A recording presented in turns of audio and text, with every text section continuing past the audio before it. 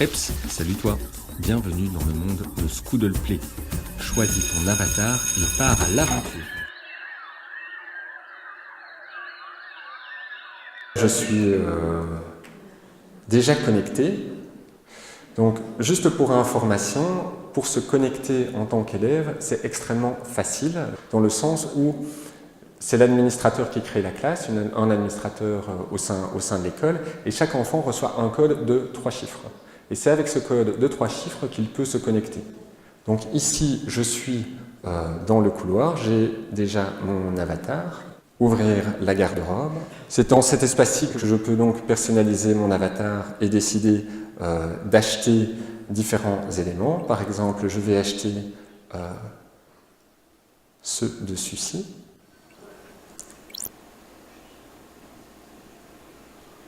Voilà. Je peux donc tout à fait customiser l'avatar comme je le souhaite. Je vais lui acheter une petite guitare. Et donc, vous voyez ici au-dessus de l'écran au-dessus à gauche, à la fois donc les pièces que l'enfant a déjà gagnées. Juste à droite, donc c'est la barre de vie de l'enfant. Là, en l'occurrence, la barre de vie est encore pleine.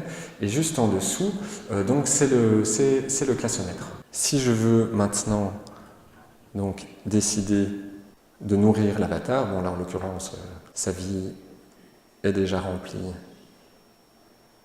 mais juste pour la démonstration, je vais le montrer. Donc vous avez ici l'hamburger qui coûte 20 pièces et qui rapporte ici un cœur. Par contre, le chou qui coûte 20 pièces également va rapporter, lui, 2 cœurs. Bon, je vais être sympa, je ne vais pas lui acheter des choses trop chères. Hop, je lui achète un verre d'eau. Je glisse simplement en tant qu'enfant la nourriture dans sa bouche. Voilà, donc comme je vous l'avais dit également,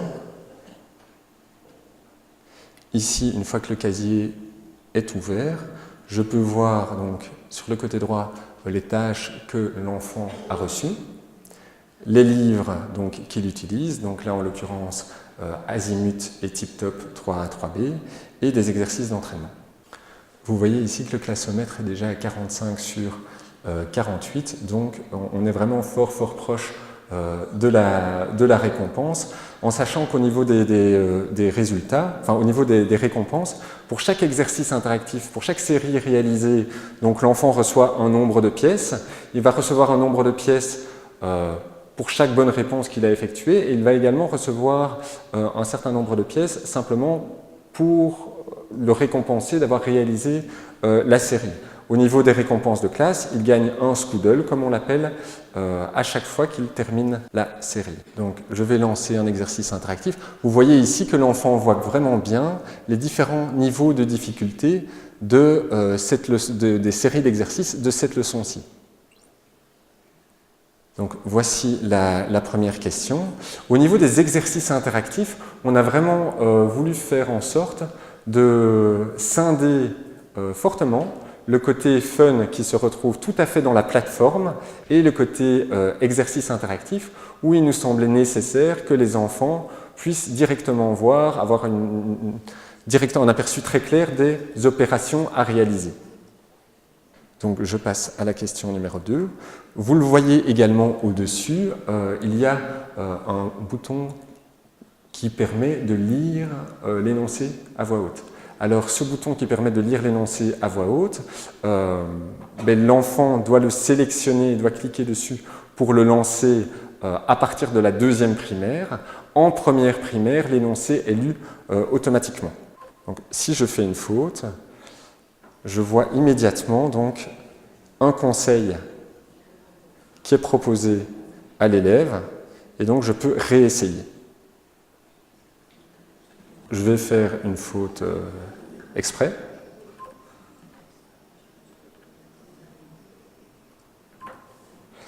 À chaque fois, si à la deuxième tentative, l'élève n'a pas obtenu les bonnes réponses, le système lui donne les réponses correctes qu'il aurait dû indiquer.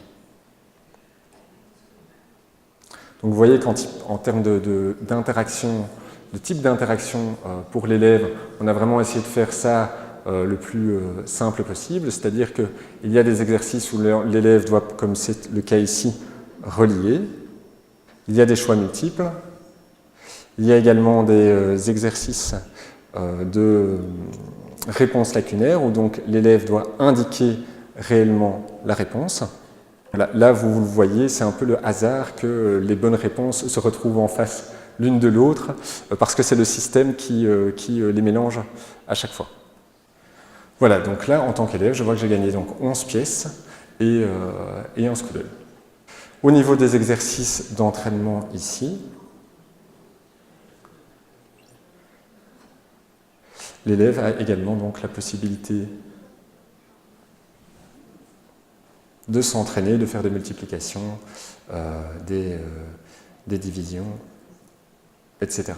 Tous les exercices d'entraînement sont configurés en début d'année. Notre ambition est que chaque enseignant va pouvoir configurer lui-même l'évolution des leçons vues par l'élève. Parce que on sait que chaque enseignant qui utilise Azimut ou qui utilise TipTop ne va pas, ne va pas à la même vitesse, 2, n'a pas la même progression de la matière, que ce soit en solide des figures ou en nombre et opération par exemple. Et donc l'idée est vraiment que l'enseignant va pouvoir configurer son Scoodle pour pouvoir faire apparaître certaines séries d'exercices à l'élève et pas d'autres.